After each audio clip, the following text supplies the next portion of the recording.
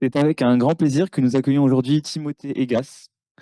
Vous êtes architecte diplômé de l'École nationale supérieure d'architecture de Nancy. Depuis 2023, vous êtes collaborateur au sein de l'agence RHB Architecte, basée à Strasbourg. Cette agence, fondée en 2017, s'illustre par une approche collaborative et un engagement marqué pour l'intégration des projets dans leur contexte urbain et environnementaux.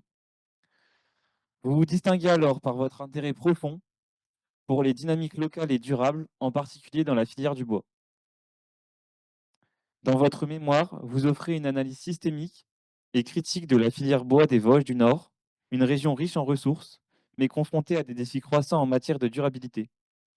Ce, ce travail témoigne de votre engagement à réinventer les pratiques constructives en valorisant les ressources locales et en soutenant les acteurs de la filière.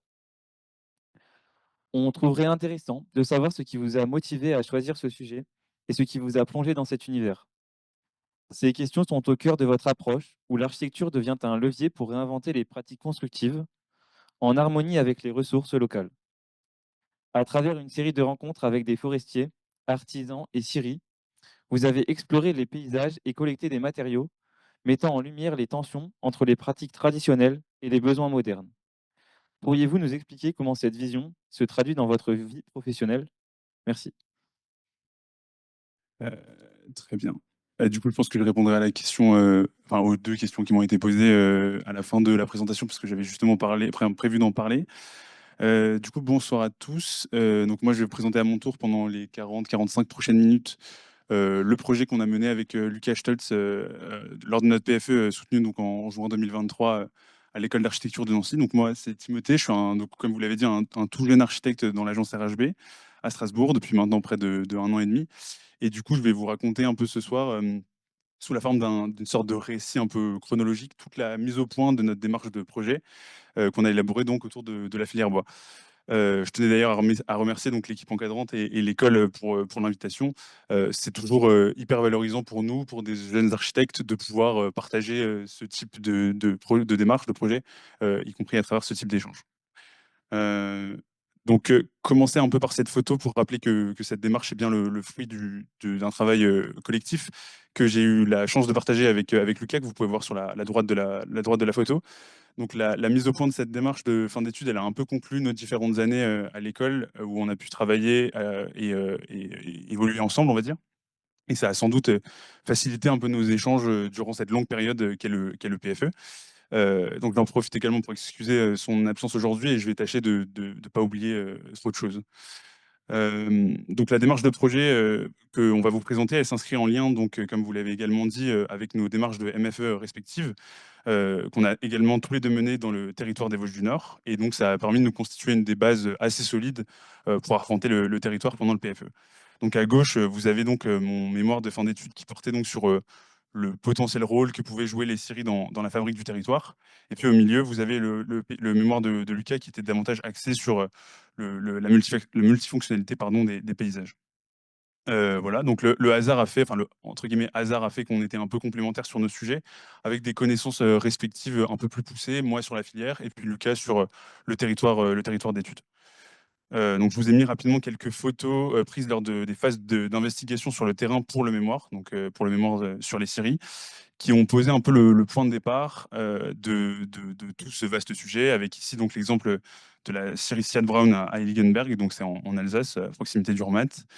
Euh, donc, en fait, quand j'ai approché la filière bois par le biais des scieries, durant la rédaction du mémoire, ça m'a permis de mettre donc un premier pas dans ce système qui est assez complexe, qui est en fait qui est représenté par la filière, de comprendre un peu les principales interactions et d'avoir une première posture critique sur l'utilisation des ressources dans le territoire et en particulier la ressource bois. Ici, un autre exemple de scierie à Wagenbourg, donc une autre commune forestière située plutôt dans la vallée de la Bruche. Et par ailleurs, ça m'a également permis d'appréhender le territoire d'études, en particulier certains villages qui nous ont suivis en fait, par la suite en fait, pendant le PFE. Notamment ici, vous avez à l'écran le village de Lembach, dans lequel en fait, j'ai implanté mon projet de fin d'études par la suite. Donc ce petit planning il va vous permettre de sans doute un peu mieux comprendre les temporalités successives qui ont rythmé un peu toute l'élaboration du projet, à la fois de manière individuelle et de manière collective. Donc là, vous pouvez voir sur la partie gauche, donc toute la démarche individuelle portée sur le mémoire de fin d'études, donc avec les principales phases, donc plutôt sur un temps long. Et ensuite, qui a découlé donc sur la démarche de projet, qui est donc une démarche collective sur un temps beaucoup plus court, avec à peu près les mêmes étapes, avec le projet un peu plus à développer. Donc voilà, et donc la démarche que je vous présente aujourd'hui, elle résulte un peu de ces 1 an et demi de recherche et de réflexion sur la thématique de la filière bois. Et l'opportunité en fait qu'on a eu de réussir à lier ces deux sujets et à en faire une continuité, ça nous a permis en fait de gagner du temps et de gagner en efficacité forcément. Voilà, et vous avez à l'écran aussi quelques-uns de nos principaux éléments bibliographiques qui nous ont notamment suivis entre ces deux périodes de réflexion. Donc mémoire PFE, porté sur des thématiques abordant directement la filière et les territoires forestiers, mais également sur d'autres thématiques telles que la culture constructive, la mise en place de démarches architecturales dans les territoires ruraux et agricoles, ou encore sur les réflexions théoriques portées sur le local ou la résilience des territoires. Donc j'ai décomposé un peu cette présentation en 5 parties en essayant d'être le plus synthétique possible. Donc comme je le disais, l'idée ici, c'est de vous emmener un peu avec nous dans la conception de cette démarche, depuis le territoire jusqu'à sa formalisation sous la forme d'un grand schéma de filière qu'on pourra voir par la suite. Et on pourra ensuite aborder rapidement nos 2 projets architecturaux respectifs à travers quelques documents extraits de nos planches de rendu, et terminer par une ouverture critique un peu personnelle sur la place des démarches de terrain dans la pratique architecturale, et qui répondra notamment à une de vos questions. Donc on commence par la partie 1, donc une présentation assez rapide du territoire d'études. Donc nous, notre périmètre d'études, c'est donc la communauté de communes de Sauer-Pechelbronn, que vous pouvez voir ici entourée en rouge. Donc elle se situe au nord de l'Alsace, à la frontière immédiate entre la France et l'Allemagne. Et elle est située entre 2 massifs forestiers importants, à la fois le massif des Vosges du Nord au nord et à l'ouest, et la forêt de Haguenau au sud. Donc au total, la couverture forestière de ce territoire, elle s'élève à plus de 53%, et elle compte 21 communes forestières sur 24.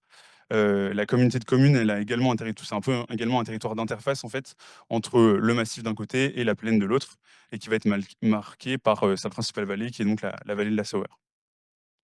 Donc sur cette carte, on voit bien, donc, comme je le disais, la structurante, qui est donc le cours d'eau de la Sauer, qui vient traverser du nord au sud cette vallée. Et on peut également apercevoir les localisations de des 2 villages dans lesquels on va implanter nos programmes architecturaux par la suite. Donc avec Lembar, un village de 1500 habitants, qui est, on va dire, implanté en plein milieu de la vallée forestière, et puis Merguevillers ici, dans lequel Lucas a implanté son projet, donc un village de 1000 habitants à peu près, et qui est lui plutôt à une position un peu de porte d'entrée dans cette vallée. Donc cette démarche de terrain, elle commence par du coup décortiquer le territoire, décortiquer son paysage. Donc je vous ai remis un peu ici aussi quelques photos du paysage majeur pour que vous puissiez un peu vous plonger à l'intérieur de ce dernier. Donc il y a 2 composantes paysagères majeures. Vous en doutez, donc d'un côté donc les forêts, et puis de l'autre des paysages beaucoup plus agricoles, donc avec principalement des prairies, mais qui dialoguent de manière quasi systématique par alternance. Donc ensuite, l'étape suivante, c'était pour nous de caractériser et de parvenir à caractériser les forêts en présence sur le territoire, afin de mieux comprendre leur fonctionnement. Et ça nous paraissait vraiment fondamental de pouvoir maîtriser justement cette thématique-là. Donc, vous l'aurez compris, la forêt, c'est bien au cœur de notre sujet de la filière. Et en fait, dans la constitution de notre démarche, on ne voulait pas se limiter à traiter, quand on parle de filière, uniquement de la construction bois, mais bien de remonter en amont directement en forêt pour comprendre comment les choses se passaient. Donc là, s'affiche à l'écran une carte des forêts sur le territoire donc de la communauté de communes de Sauer-Pechelbronn, qu'on a réalisée en partant des données quantitatives de l'ONF. Donc cette gestion, elle va être d'une part réalisée par les agents de l'ONF pour tout ce qui va être des forêts publiques, et de l'autre part par des organismes privés ou des coopératives forestières pour les forêts privées. Donc la particularité de ce territoire, c'est qu'il va disposer d'un pourcentage assez élevé de forêts publiques, à hauteur de près de 70-80%, ce qui va rendre la ressource facilement mobilisable par ces acteurs. Donc voilà. Et cette carte, elle s'accompagnait de 4 petites cartes thématiques qui permettaient un peu de définir les différentes composantes, en allant donc de gauche à droite, en abordant donc à la fois les régions géologiques forestières, donc plutôt au niveau des sols, les typologies de gestion, donc qu'elles soient privées, domaniales ou communales, la composition forestière ici avec un échantillonnage qu'on a réussi à réaliser en dessous à partir des données de l'ONF. Et puis la sous-division donc par unité territoriale. Une unité territoriale, c'est un ensemble de parcelles qui va être sous la gestion d'un ou plusieurs agents de l'ONF sur cette communauté de communes. Donc ensuite, on s'est intéressé à identifier vraiment et à parvenir à identifier le poids de ces acteurs, les acteurs de la filière sur le territoire, donc à travers leur implantation. Et donc, on a réalisé une autre carte qui permettait donc de retrouver la position de ces acteurs, cette fois à une échelle beaucoup plus large, celle du territoire donc des Vosges du Nord et de sa charte forestière. Donc, vous avez la légende à gauche avec les principales informations. Donc, cette carte, elle nous a permis d'analyser la concentration des différentes entreprises sur le territoire, avec comme particularité un nombre important d'établissements de première transformation, donc principalement des établissements de sillage, qui diffère un peu d'un manque qui est connu plus généralement dans certaines autres régions françaises. Donc c'était plutôt une chance pour nous. Et donc à l'échelle donc, de la communauté de communes cette fois, on retrouve également un grand nombre d'acteurs avec la présence donc, de 3 scieries, la scierie Erstein, la scierie Utileco et la scierie Gunstedt, et également d'autres entreprises de charpente et de menuiserie un peu plus classiques. Donc de nos discussions et de nos échanges et de nos premières réflexions, on sentait qu'il fallait qu'on puisse imaginer un projet qui allait initier en fait des solutions depuis le territoire lui-même, en mobilisant l'ensemble de ses ressources et quelles qu'elles soient. Et donc on le sait, la ressource bois et plus généralement sa filière, elles sont confrontées aujourd'hui à une multitude de pressions qui sont situées à différentes échelles et à différents niveaux à différentes temporalités, pardon. Et donc, le schéma qui s'affiche à l'écran, il va essayer de représenter sous la forme très synthétique tout ce système d'emboîtement qui existe autour de la filière et de ses forêts, et sur lesquels il est parfois très difficile d'avoir des réponses, enfin d'apporter des réponses depuis l'échelle locale. Et c'était un peu toute la problématique qu'on avait sous nos yeux. Et donc, la démarche qu'on va proposer, elle va se positionner un peu dans le prolongement de certaines réflexions et initiatives qui étaient déjà en cours au moment où on a fait le PFE sur le territoire, afin d'amorcer et d'imaginer d'autres perspectives pour ce territoire quant à la fabrique des territoires forestiers. Donc voilà. Ensuite, on arrive à la partie 2. Donc là, on va maintenant aborder la mise en place de cette démarche en essayant de rentrer un peu plus dans le détail de notre réflexion. J'en profite ici pour afficher 3 des objectifs majeurs de toute cette démarche de PFE, mais surtout des envies qu'on voulait vraiment intégrer dans notre dernière ligne droite, on va dire, de nos études. On avait la volonté, donc, tout d'abord, d'explorer le terrain, d'avoir une présence sur le terrain qui était quasiment systématique. Il y a un moment, je pense qu'on y allait presque une fois, voire 2 fois par semaine, parce que on est tous les deux originaires d'Alsace, donc ça nous permettait donc d'avoir un rapport au terrain qui était assez immédiat. Ensuite, on avait la volonté donc de rencontrer les acteurs, de, de comprendre en fait les différentes spécificités de chacune de leurs professions et du savoir-faire qui est associé. Mais surtout, notre démarche, on avait pour objectif pardon, qu'elle tente de transposer au maximum la réalité sans émettre de jugement de valeur ou de surinterprétation du matériau qu'on pouvait récolter. Et ensuite, la dernière envie, on va dire, était donc d'arriver à collecter la matière pour un peu asseoir un peu l'authenticité et la sensibilité de notre démarche. Donc, on a essayé de récupérer et de collecter un certain nombre de matériaux auprès des différents acteurs rencontrés, de sorte à rendre la ressource bois visible de tous, notamment lors du rendu, à travers ces différentes formes, essences et provenances. Et donc, ça part de là. Ce qu'on montre rarement, en fait, ce sont les différentes amorces de schémas au brouillon qu'on avait essayé de faire évoluer donc, au fur et à mesure. Donc là, vous en avez un premier qui s'affiche à l'écran, qui fait à peu près 45 cm de long sur on va dire un bout de papier A3. Donc je vous l'accorde, c'est un schéma un peu douteux vu comme ça, mais il y avait une sorte de sincérité quand même sur l'enchaînement des différentes étapes et puis cette volonté d'arriver à retrouver à un moment un peu plus de circularité que le schéma typique de la filière qui est assez linéaire, cela dit. Et pour finalement en arriver à la formalisation donc, de nos 7 planches de rendu, sur un rendu donc d'à peu près un peu moins de 6 mètres de long, et qui capitalisait donc vraiment l'intégralité de notre démarche, en plus donc de la notice, des maquettes qu'on avait réalisées, et puis aussi de tous les outils qu'on avait créés spécifiquement pour le terrain, pour recueillir tout ce matériau. Donc la décomposition donc, du rendu, elle se faisait de la manière suivante. On avait 3 planches donc, au centre qui, étaient, donc, qui correspondaient donc, à la démarche commune qu'on avait menée sur la filière, avec le fameux schéma. Et puis de part et d'autre, 2 planches pour Lucas et pour moi-même, avec nos éléments de projet. Donc, je vais commencer par vous parler donc du cœur de ce projet, donc l'élaboration de ce grand schéma de filière, depuis le terrain jusqu'à sa formalisation, telle que présentée à l'écran, là, sous la forme de ce schéma. Donc on avait donc l'ambition réelle d'investiguer depuis la filière elle-même et depuis le territoire en décortiquant pardon, l'ensemble de son système depuis l'intérieur, au plus proche en fait de ses ressources et de ses acteurs. Et donc là, je me permets de citer le titre d'un ouvrage qui est écrit par Émile Curlien, qui s'appelle S'approcher au plus près des choses. Donc là, dans cet ouvrage, elle s'entretient avec l'architecte suisse, donc Antonio Gunn Caminada. Et en fait, l'ouvrage, il passe notamment en revue les nombreuses réalisations de l'architecte pour la commune de Vrin, donc une commune dans les Grisons en Suisse, avec l'idée de démontrer que l'architecture en tant qu'édifice bâti, elle peut entretenir des relations étroites avec le territoire, avec les communautés, avec les traditions et les ressources, et également les savoir-faire, et que ça construisait ainsi des architectures qui étaient davantage au service du territoire et qui dépassaient un peu parfois le simple geste architectural gratuit qu'on pouvait connaître dans certaines années. Donc le schéma que vous avez entreaperçu, on le réalisait donc sur des papiers qu'on scotchait et qui donnaient des ensembles de plus en plus grands. Et je pense qu'il en existe bien 5 versions. Et en fait, l'idée, c'était surtout de les emmener avec nous pendant les journées de terrain et d'arriver à faire réagir les acteurs de la filière sur la démarche qu'on proposait et surtout d'arriver à s'assurer qu'il y ait une compréhension de leur part, mais également des incertitudes et qu'on arrive à jouer avec ça pour faire évoluer notre démarche de projet. Donc là, je vais balayer un peu les principaux segments. Donc, on commence avec la partie donc, amont, en forêt, avec la rencontre d'un technicien de l'ONF, donc, qui nous a notamment expliqué les différentes étapes du chantier forestier. Donc, on a tout d'abord, tout à gauche, donc l'étape du martelage, qui va consister à marquer en fait, les arbres qui vont être à abattre. Et ensuite, les équipes de bûcheronnage de l'ONF ou des coopératives forestières, elles vont se charger d'abattre les arbres préalablement marqués. Ce qu'on a appris dans cette étape, c'est qu'en fait, le sens de la chute des arbres, il est prévu pour pouvoir être retiré donc, les uns après les autres sur un même axe lors de l'opération donc, de débardage. Et ça va permettre en fait, de préserver les sols forestiers, puisque en fait, l'engin de débardage il va passer sur la même proportion de sol pour retirer chaque arbre les uns après les autres. Donc ça va éviter d'en abîmer ailleurs. Et donc la dernière étape, elle consiste tout simplement à rassembler ces grumes, donc le bois qui est abattu, on appelle ça une grume, sous la forme de tas, et de le mettre à disposition soit sur des plateformes dédiées, soit au bord des routes, avant transport donc, vers les établissements de siège. La majorité donc, des forêts du territoire, elles sont gérées dans un mode de gestion qu'on appelle la futaie régulière.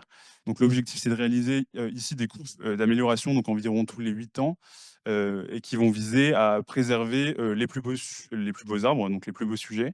Et pour ce faire, il y a différentes actions qui sont menées donc, tout au long de la croissance des sujets. Donc on a le dégagement des semis, par exemple, le dépressage, le détourage, les coupes d'éclaircies, etc. Tout ça, ça va permettre de préserver un peu les plus beaux sujets. Lorsque un de ces arbres arrive à maturité, il est alors coupé en fait. Enfin, on a un peu fait un raccourci là, mais il est tout simplement coupé pour être utilisé et répondre aux différents besoins de la société, à la fois en bois d'œuvre, en bois d'énergie ou en bois d'industrie. Donc vient ensuite l'étape de la première transformation, donc autrement dit l'étape du sciage. Donc comme je le disais précédemment, dans le territoire de Sauer-Pichelbronn, on compte la présence donc, de 3 scieries d'une dimension relativement artisanale. Donc les scieries qui appartiennent à cette typologie, pour en avoir rencontré d'autres, elles scient en moyenne entre 1000 et 8000 mètres cubes de bois par an. Et la clientèle qui est visée, c'est autant certaines petites entreprises du BTP que des clients particuliers. Ce qu'il faut comprendre ici, c'est que la présence de ces petites structures de sillage, elle est assez fondamentale dans les territoires forestiers, puisqu'en fait, c'est un réel potentiel justement pour faciliter cette réappropriation de la ressource par le territoire lui-même, parce qu'il y a une sorte de proximité qui existe entre le scieur et les clients, donc enfin, on va dire les habitants du territoire. Il y a cette relation de direct et d'égal à égal qui se fait, et qui fait que ces scieries sont vraiment un potentiel pour ces territoires forestiers. Pour vous donner un peu une idée du volume de transformation, plutôt à l'échelle du territoire alsacien cette fois, on va retrouver également des scieries qui sont beaucoup plus importantes, de type semi-industriel, voire industriel, euh, avec notamment l'exemple de la scierie Siet, qui ici, elle, donc à peu près 350 000 mètres cubes de bois par an. Donc vous avez à peu près le gap entre ces deux typologies. Donc ces typologies, elles vont scier donc des volumes beaucoup plus importants qui vont être dédiés donc à l'approvisionnement donc des plus grandes entreprises du bâtiment, donc notamment les charpentiers ou les constructeurs bois, mais également les grandes surfaces de bricolage et en gardant cette part de production qui va être dédiée à l'exportation à l'étranger, notamment en Allemagne, vu qu'on est un territoire frontalier, et dans d'autres régions du territoire. Donc là s'affiche à l'écran deux photos des trois scieries qui sont présentes à Lembar. Donc, la première, c'est donc la scierie Utile-Cobois, qui a une vocation un peu particulière parce que c'est une entreprise à but, enfin une entreprise solidaire à but non lucratif qui en fait permet de favoriser l'insertion des personnes qui sont très éloignées de l'emploi. La série Erstein, donc une série qui est un peu plus grosse mais qui reste toujours très artisanale, avec qui on a énormément échangé, à la fois sur le mémoire, mais également sur notre projet de fin d'études. Donc là, on vous a, à l'écran, on a représenté une des méthodes courantes de sciage qui va être utilisée par ces scieries et qui va se dénommer le débit sur plot. Donc pour faire simple, ce débit de sciage, il va consister à scier l'agrume en fait dans un premier sens, libérer les doses. Donc les doses, ça va être les parties latérales avec un peu d'écorce et une partie du duramen. Et donc, une fois qu'on a fait ça, on retourne le plot et on arrive à débiter les différents morceaux qui vont permettre donc d'obtenir les produits, les produits principaux, les sous-produits et les produits connexes à la fin. Euh, donc, euh, donc voilà, les séries présentes de ce territoire, en fait, elles sont des séries qui scient principalement des bois sur demande spécifique, on se trouve à appeler du débit sur liste, et ça va leur attribuer donc une très grande flexibilité par rapport au type de bois et à la taille des sections qu'elles vont pouvoir scier. Mais en revanche, ça va leur demander d'avoir justement cette précision et de souvent d'effectuer des manipulations sur les châssis de sciage, et du coup, elles vont avoir beaucoup moins de rendement qu'une série qui va scier du bois standard, qui va pas toucher sa machine parce qu'elle va débiter la même section durant la même journée. Voilà. Il y a une question, en fait, la question du volume de sillage, elle pose évidemment d'autres questions, notamment sur le segment aval de la filière, au niveau de la consommation en fait exponentielle qu'on connaît aujourd'hui du matériau bois, qui va impliquer d'obtenir des rendements qui vont être toujours plus importants et toujours plus rapides. Donc l'augmentation donc de la construction bois, elle entraîne une sollicitation beaucoup plus forte des acteurs de ce segment de la seconde transformation, donc les charpentiers, les lamellistes, les constructeurs bois, les tailleurs de bois, etc. Et en fait, si cette hausse significative, elle va profiter en fait aux entreprises implantées en fait au niveau local, parce qu'il y a des charpentiers qui sont de ce type-là, qui sont implantés dans le territoire d'études, elle va artisans à répondre de plus en plus rapidement à la demande. Et donc, ils vont parfois avoir la nécessité de se fournir rapidement et en grosse quantité. Enfin, ils vont pas être en mesure de pouvoir faire appel aux différentes scieries qui sont présentes sur le territoire. Donc là, par exemple, on s'affiche à l'écran une entreprise spécialisée donc, dans la taille de bois qui s'appelle Bois du Ride. Donc elle se situe à l'interface entre les producteurs de bois technique et les charpentiers, en effectuant en fait tout simplement la taille des assemblages pour les charpentiers.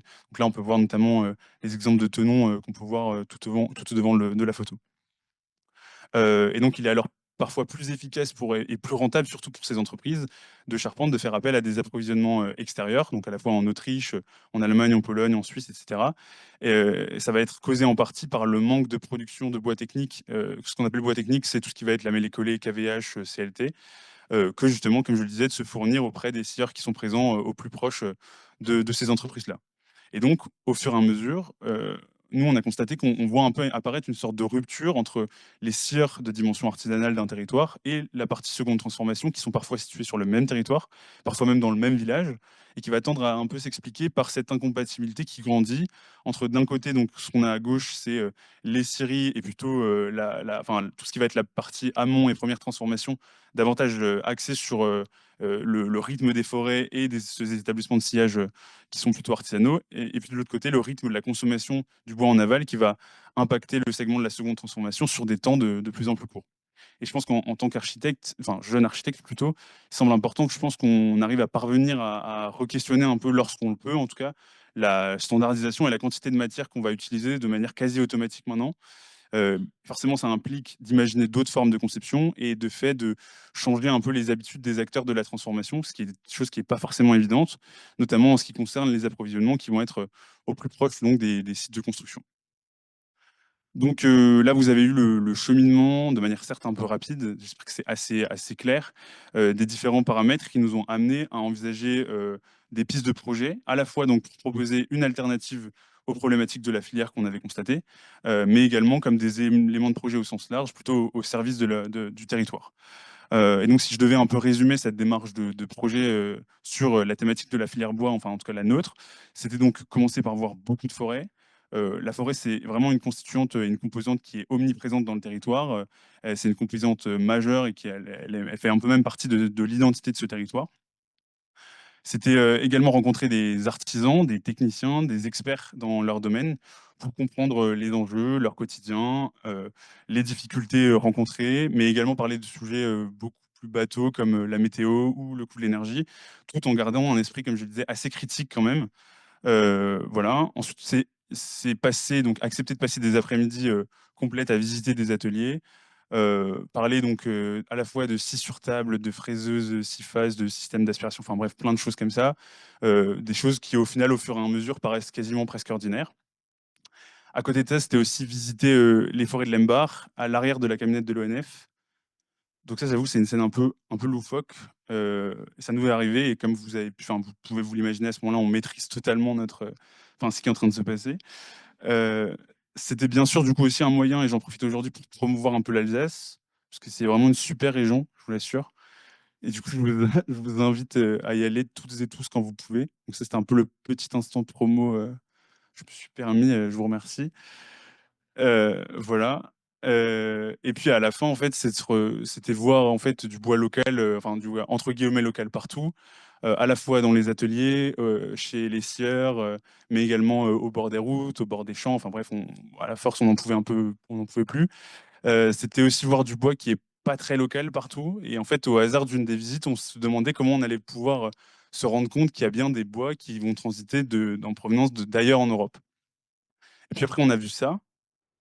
Et du coup, voilà, directement, enfin, fraîchement arrivé du port d'Amsterdam, on est un peu, on a vu ça. Après, on était content. Du coup, après, enfin bref, on est parti quoi. Voilà. Et pour finalement se retrouver à avoir du bois vraiment partout. Et je vous avoue qu'on n'avait jamais pensé qu'on allait un jour scanner un bout de chaîne dans une imprimante A4. Voilà. Si jamais vous vous posez la question, ça marche. J'en ai fait l'expérience. Voilà. Bref, je pense que voilà. En gros, les grandes lignes, c'était ça. Partie 3, formalisation donc de cette démarche, et on va un peu plus rentrer dans le détail de tout ça. Euh, on va également aborder les différents outils qu'on a mis en place, donc ce que je parlais, qui on a un peu conçu spécifiquement pour le terrain et pour la rencontre avec les acteurs. Ce schéma, comme je le disais, il capitalise vraiment l'ensemble de la démarche, et il va proposer ce qu'on appelle un nouvel itinéraire de filière. Donc c'est un peu le titre de cette présentation ce soir, qui va être plus en harmonie avec la capacité de son territoire. Ce terme de capacité territoriale, nous on le traduit par la capacité d'un territoire à user des moyens dont il va disposer, donc qu'ils soient humains, productifs, matériels, immatériels, économiques, etc. Et en fait, il va fonctionner par un système de complexe d'interaction, de relations et forcément d'équilibre. Donc pour ce schéma, on avait vraiment l'ambition de rendre accessible l'intégralité de notre démarche et de tout ce qu'on avait pu découvrir durant cette année et demie, on va dire. Et donc on a misé sur la représentation pour vulgariser le propos à travers, je pense, près de 150 petits schémas, je pense, cartes et autres blocs que vous pouvez trouver sur ce grand schéma pour raconter tout ça. Donc pour commencer, parmi les composantes principales de ce schéma, il y a forcément donc l'itinéraire, ou plutôt les itinéraires. Donc l'itinéraire principal qu'on peut voir sur le schéma en rouge, il va symboliser un parcours de la filière qui va être situé au niveau local, donc à l'intérieur de notre périmètre d'études, et qui va être basé sur les interrelations entre les différentes étapes successives de la filière. Et en gros, cette remise en réseau des maillons existants, elle va être complétée par de nouvelles alternatives qu'on va proposer, et elle va témoigner alors un peu de notre ambition d'initier ces nouveaux usages de la ressource bois, sans avoir la prétention non plus de vouloir réorganiser toute la filière de notre propre chef. Ensuite, il y a l'itinéraire secondaire en noir, qui, lui, symbolise quant à lui un parcours qui va se situer en dehors du territoire, mais qui va donc profiter moins à ce dernier, mais qui va traduire cependant la réalité d'un système qui est aujourd'hui mondialisé, qui va être lié à des logiques d'importation et d'exportation, de produits industrialisés et normalisés, et puis de recherche de performance et de rentabilité. Donc ça, c'est la réalité. Et donc le code couleur rouge pour la proposition qu'on va établir à l'intérieur du périmètre d'études, et noir pour ce qui existe déjà, on va dire. Ça nous a suivi par la suite pour assurer un peu toute la cohérence sur notre rendu. Et enfin, il y a le tracé en vert qui, lui, va regrouper l'ensemble des acteurs qui font évidemment partie intégrante de cette démarche. Donc là, j'ai effectué quelques zooms. J'espère que ça va être. C'est toujours assez compliqué d'essayer de retransposer ça quand on l'a pas en entier. Donc j'ai effectué ces zooms sur les grands segments de la filière qu'on a abordés tout au long de la démarche et tout au long de cette présentation. faut bien s'imaginer qu'on a constamment essayé de croiser les données de la filière avec d'autres thématiques, telles que la thématique des milieux ou des sols forestiers, par exemple. Là, on peut voir notamment un schéma sur la biodiversité et les milieux. Ici, des coupes où on pouvait voir les différentes couches et composantes dans le sol. Donc là, à l'écran s'affiche donc la partie amont, donc en forêt, depuis la gestion sylvicole, donc depuis un peu le début, jusqu'à l'entretien donc de ces forêts. Et là, vous pouvez voir donc en vert le début de ce schéma vert, la fin de ce tracé vert, pardon, avec les différents acteurs qui sont liés à ces différentes étapes. Ensuite, donc là, l'étape du chantier forestier, ça on en a aussi un peu parlé. Donc depuis la vente, ici avec des données quantitatives qu'on a essayé de récolter, notamment dans la charte forestière, jusqu'au transport vers les établissements de sciage. Donc voilà. On peut aussi voir sur le schéma ces flèches là où il y a marqué export qui sortent en fait du cadre. Et donc là, ça montre en fait à partir de quels endroits la ressource elle va commencer à quitter le territoire pour aller ailleurs, ou alors à l'inverse quand elle va rentrer sur le territoire en provenance d'ailleurs. Donc ça, vous le retrouvez un peu partout sur le schéma. Ensuite, on arrive donc à l'étape de la première transformation où on a identifié donc les différents types de scieries dont on a parlé en se concentrant sur la capacité des scieries locales et donc de tout leur process de siège. Donc là, on a vraiment essayé de faire un effort de décortiquer au maximum toutes les étapes du process et du savoir-faire qui est associé. Mais on a également représenté, là on ne le voit pas, mais au-dessus, en fait, toutes les destinations depuis la forêt, en fait, de la vente des grumes, toutes les destinations des bois vers, que ce soit pour le bois d'œuvre en scierie, mais également vers le déchiquetage pour le bois d'industrie ou vers la création du bois d'énergie. Donc on a essayé d'être assez exhaustif sur cette destination, mais on s'est quand même concentré sur le bois d'œuvre puisque ça concernait un peu nos projets par la suite. Voilà. Là, on en arrive donc au premier programme architectural, donc celui de Lucas, que vous pouvez voir ici, qui est en fait celui du magasin bois local. Donc en gros, pour nous, l'objectif, c'était d'imaginer une structure qui permettait de faire du lien entre les scieries et la seconde transformation. J'ai évoqué un peu le problème de cette incompatibilité un peu de rythme tout à l'heure en permettant en fait que le magasin ait des flux et des stocks beaucoup plus importants que les scieries individuelles qui sont un peu disséminées sur le territoire. Donc de faire une sorte de gros stock de tout ça et pour permettre en fait aux entreprises de la seconde transformation, donc les charpentiers, etc., de pouvoir s'approvisionner directement au magasin avec du bois du territoire. Donc j'en parlerai un peu par la suite plus en détail. Ensuite, on revient dans l'autre sens, on arrive à l'étape de la seconde transformation. Donc là, c'est principalement représenté par le travail des charpentiers, des menuisiers. On avait également mis l'accent sur le travail de la méranderie. C'est la fabrication de tonneaux. C'est un savoir-faire qui se perd de plus en plus en Alsace. Donc on avait ici rencontré quelqu'un qui en faisait, donc on s'était dit on allait le représenter.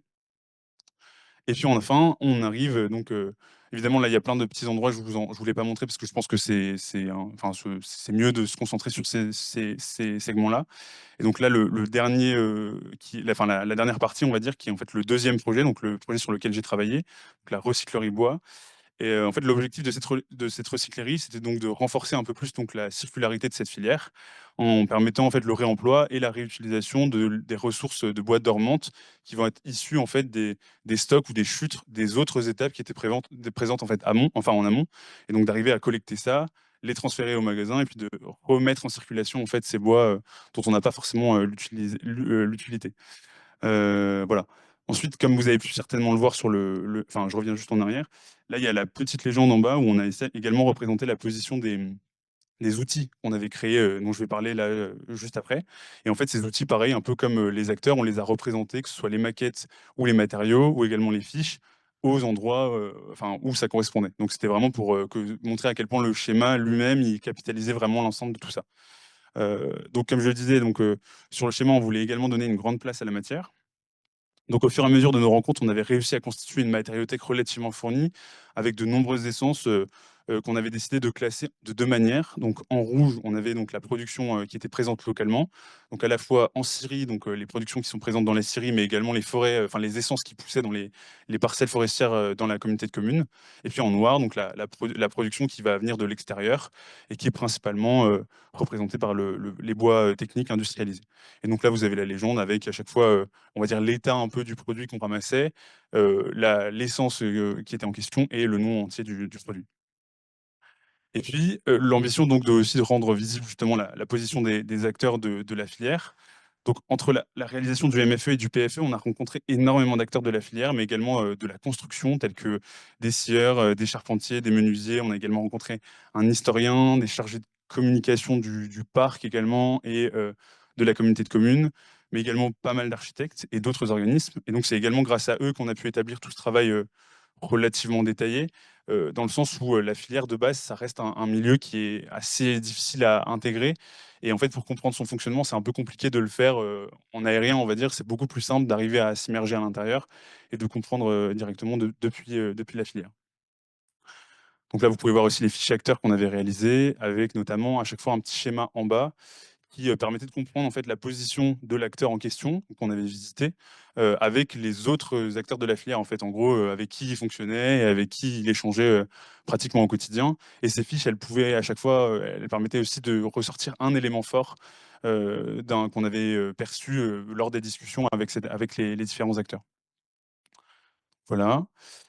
Et puis, donc vous l'aurez, enfin, pardon, on a aussi donc réalisé donc des maquettes qui représentaient donc les différents éléments perçus donc lors de cette démarche.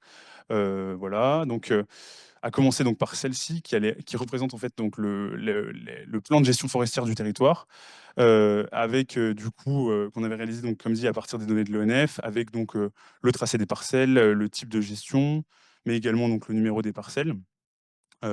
Pareil, là, on avait fait le parti pris donc, de réaliser tous nos socles sur un même grand morceau de bois qu'on avait découpé. Donc, vous pourrez le voir sur les autres maquettes qui suivront. Donc là, une autre maquette qui représentait donc le chantier forestier. Donc, ça, c'est l'étape dont je vous ai parlé tout à l'heure avec les engins de débardage qui viennent sortir les grumes de la forêt pour les amener sur les plateformes.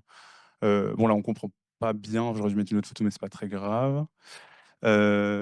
Ici, donc, l'autre étape, donc la représentation donc, de l'étape du sciage, qui est celle du débit sur clos, donc, comme j'ai évoqué tout à l'heure, qui est la principale qui est utilisée par les scieries du territoire. On l'avait fait à partir donc, pareil, de morceaux de bois qu'on avait trouvés en forêt. Et puis enfin, nos maquettes respectives qui représentaient donc, nos interventions à l'échelle architecturale, avec à l'écran donc, la coursive de la recyclerie, donc, qui était le projet sur lequel j'ai travaillé, et puis une tranche de la halle de stockage du magasin bois, donc, qui était le projet sur lequel Lucas a travaillé. Voilà, on arrive bientôt à la fin de la présentation où je me suis dit que donc, ça pouvait être intéressant de vous montrer aussi comment on s'était basé sur tout ce travail de la filière pour implémenter nos projets architecturaux à travers un système donc, d'emboîtement d'échelle propre à nos situations géographiques respectives. Évidemment, il n'y aura pas tous les documents, mais je vous ai mis les plus évidents là encore. Je reviens à nouveau sur la composition du rendu, du coup, où en fait, on avait donc un ensemble de 2 planches chacun qui s'organisaient, donc vous vous en doutez, de manière assez identique, en gardant quand même une liberté quant à la représentation, parce que cette représentation, elle devait quand même être propre à nos sensibilités personnelles à nous et aux spécificités du territoire. On avait quand même gardé la même charte de base pour harmoniser l'ensemble du rendu. Voilà, et puis j'en profite ici pour préciser donc cette fois à l'échelle architecturale et plutôt à l'échelle donc du projet archi, projet de territoire, les enjeux auxquels on voulait répondre. Donc qui sont des enjeux donc communs à nos démarches respectives, mais également à nos 2 projets, enfin à notre démarche collective. Donc il y a la volonté donc de multiplier les échelles et de considérer qu'en fait le projet, peu importe de quelle thématique il soit un prétexte en fait pour réorganiser le quotidien, d'honorer au maximum les ressources, notamment la ressource bois, sous toutes ses formes et par tous les moyens. Et puis de continuellement fabriquer un système à l'échelle de l'ensemble des composantes du territoire, quel qu'il soit. Donc là, je vous ai mis les 2 projets. Donc à gauche, ce sera le projet de Lucas et puis à droite, le projet sur lequel j'ai travaillé. Ce fil-là va dérouler pour que vous ayez chaque fois en parallèle un peu le même type de document. Donc dans les 2 projets, le magasin et la recyclerie, on avait également insisté sur le fait que nos projets se basent sur la réactivation d'un patrimoine bâti qui était déjà en présence sur le territoire. Parce que notre posture, elle se base un peu sur une réflexion beaucoup plus générale qui va chercher à valoriser la matière et à l'économiser, donc y compris celle qui est déjà présente dans un état certes de désuétude. Et donc c'est pour ça que de chacun des 2 programmes, on a cherché à réactiver donc ces sites patrimoniaux. Donc à savoir à gauche donc la friche du carreau Clémenceau donc à Merguevillers. Donc c'est une ancienne station de forage de pétrole qui a fonctionné donc jusqu'à dans les années 1950. Et puis à droite donc l'ancienne scierie à Échelbech à Lembach pour ma part avec c'est une ancienne scierie qui a fonctionné entre les années 1943 et les années 1960. Heu, voilà. Donc vous l'aurez compris, notre démarche, elle propose de compléter aussi la filière avec 2 nouveaux programmes, donc c'est ceux que je vous ai viens de vous citer, qui vont être nés de toutes les problématiques qu'on avait constatées et aussi de nos convictions personnelles, sur l'usage et la maîtrise de la ressource.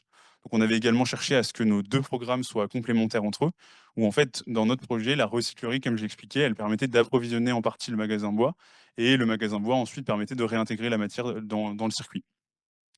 Donc sur nos planches, on retrouvait donc des cartes de situation qui s'affichent à l'écran pour comprendre un peu la position de nos villages à l'échelle du territoire, en insistant évidemment sur avec comme fond de carte la carte des forêts, parce que c'était vraiment la ressource essentielle de toute cette démarche.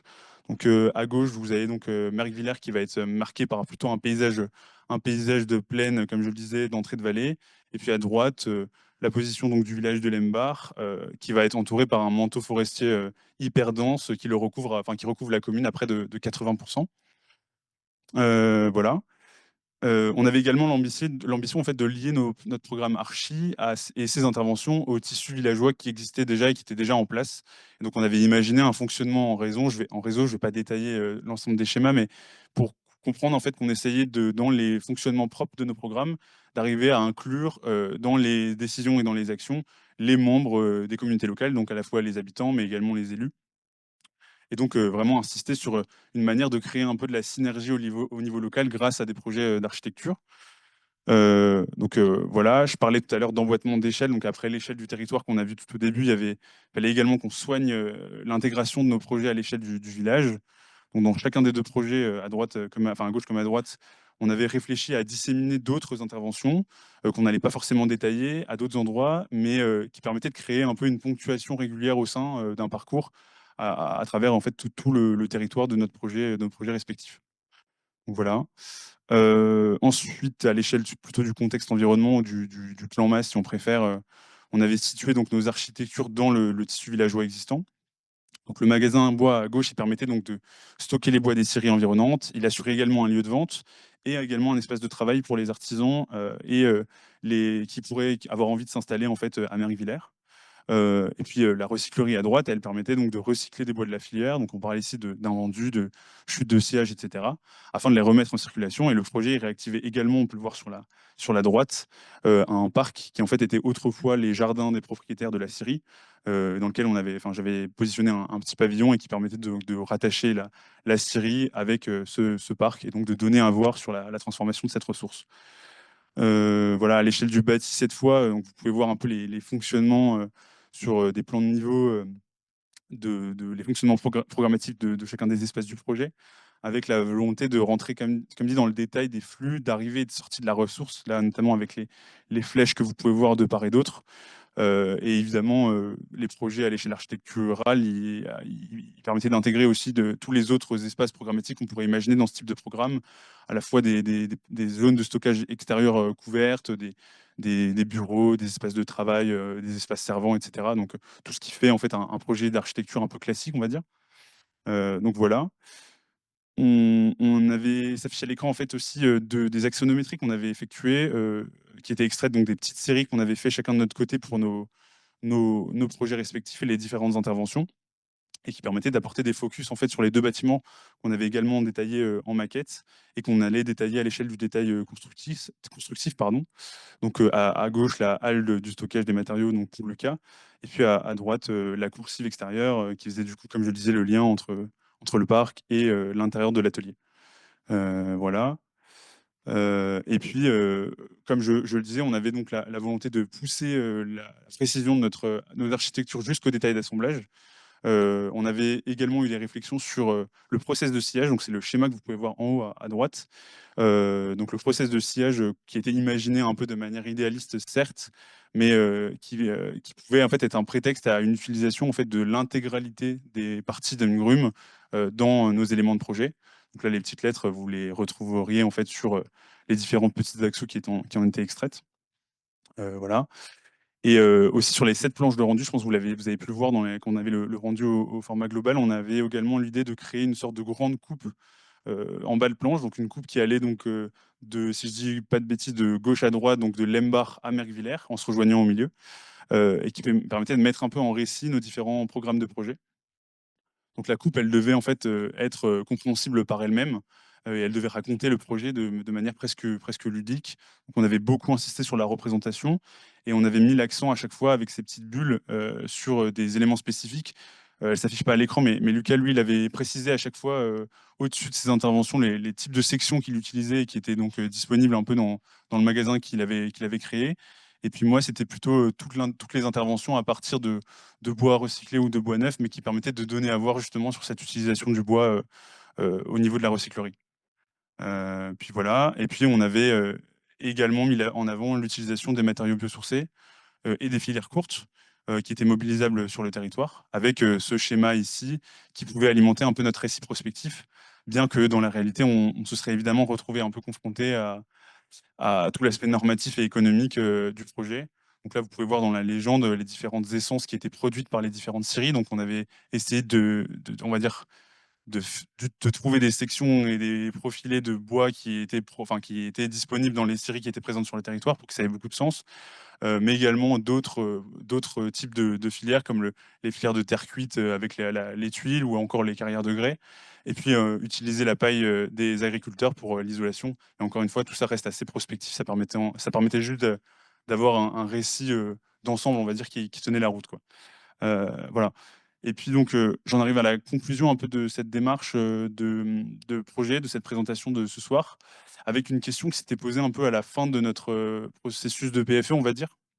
Heu, C'était en fait quelle place on peut arriver aujourd'hui à donner aux démarches de terrain, dans la pratique architecturale. Là, j'ai précisé un petit peu ici, parce que du coup la pratique architecturale ici, elle fait référence en fait à une pratique, au sein d'une équipe de maîtrise d'œuvre, donc dans ce qu'il s'agit en fait de construire un bâtiment. Mais on sait que la pratique architecturale, elle est plurielle et elle décompose en fait, dans différentes, thématiques, qu'on réunit sous cette appellation. Mais donc là, on fait bien référence à une construction, quoi. Et donc en fait, dans le grand schéma, on avait également cherché à replacer la place de l'architecte dans les différents, schémas de commande les plus courants, dans la maîtrise d'œuvre, de sorte à pouvoir voir comment l'architecte, par sa position, pouvait influencer l'emploi de la filière et du matériau bois au niveau local. Donc au sein du processus de commande, pour nous en tout cas, dans notre récit et dans notre démarche, l'architecte il va être positionné donc à la fois en tant que concepteur, évidemment, mais également à d'autres positions qui, en fait, pourraient s'apparenter à de nouveaux types de métiers, que pourrait occuper un architecte, dans l'avenir, à la fois en tant qu'architecte gestionnaire, architecte assistant maîtrise ressources, un peu comme un AMO, mais pour la partie filière, quoi, ou encore un architecte, médiateur. Et donc, en parallèle, on va se rendre compte que pour s'intéresser à ces questions et donc faciliter un peu le lien entre l'architecture et la filière, en fait, ça va demander beaucoup de temps et un temps qui, moi, de ce que je remarque, de ma jeune expérience en agence, c'est un temps qui tend à s'écouler beaucoup trop rapidement, on va dire, dans la vie des agences, qui va laisser difficilement la place, notamment pour les ERP et les marchés publics, à la mise en place de ce type de démarche. Bon, évidemment, je ne veux pas faire de généralité parce que ça existe quand même, mais c'est quand même, enfin, en tout cas, de ma propre expérience, assez compliqué, on le sent. Et puis, je ne parle pas de tout le contexte normatif qui est à côté, lié à l'utilisation du bois, notamment les contraintes de sécurité incendie, la validation des bureaux de contrôle pour les techniques non courantes, les ATEX, etc., qui favorisent pas encore réellement l'emploi de tous ces matériaux issus de filières alternatives, si on peut les appeler comme ça, même si on sent que ça évolue et que ça va un peu dans le bon sens. Et je pense que en fait, c'est un peu toute la force, enfin, je finirai là-dessus, je pense que c'est un peu toute la force d'un projet de fin d'études, c'est en fait d'arriver un peu à surpasser ce cadre-là, que d'ailleurs, quand on est en études, on ne connaît pas encore au final. Donc, surpasser un peu les contraintes économiques d'un projet, les normes, la technique parfois, et même en fait s'abroger d'un planning qui est parfois beaucoup trop compact, pour prendre un peu de temps pour aller sur le terrain, rencontrer les acteurs, en fait sortir un peu du quotidien qu'on a à l'école ou en agence, et se laisser la possibilité donc de pousser tous ces curseurs du projet d'architecture, du projet de territoire, et puis tout simplement voir justement ce qui peut en sortir et comment on peut après par la suite en fait modifier nos pratiques professionnelles respectives au quotidien. Voilà. Je vous remercie pour votre attention.